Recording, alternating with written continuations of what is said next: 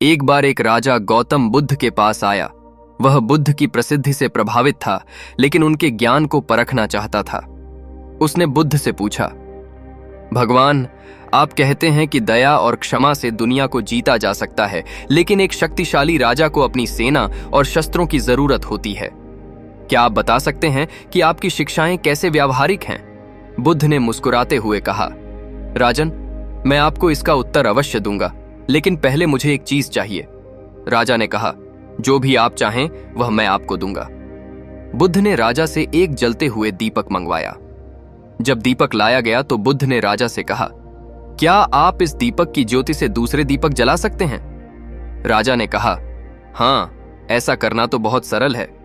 बुद्ध ने पूछा, जब आप इस ज्योति से दूसरे दीपक जलाएंगे तो क्या इस दीपक की रोशनी कम हो जाएगी? राजा ने उत्तर दिया, नहीं, इस दीपक की रोशनी वैसी ही रहेगी।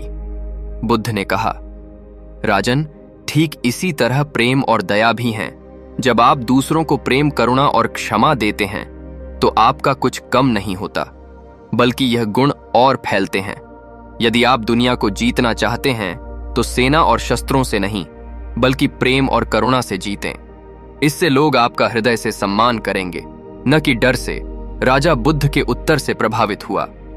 उसने वचन दिया कि वह अपनी प्रजा के साथ दया और न्याय का व्यवहार करेगा। यह कहानी हमें सिखाती है कि सच्ची शक्ति प्रेम और करुणा में है। भौतिक साधन और डर से केवल अस्थायी विजय प्राप्त होती है, जबकि प्रेम और दया से स्थायी संबंध बनते हैं।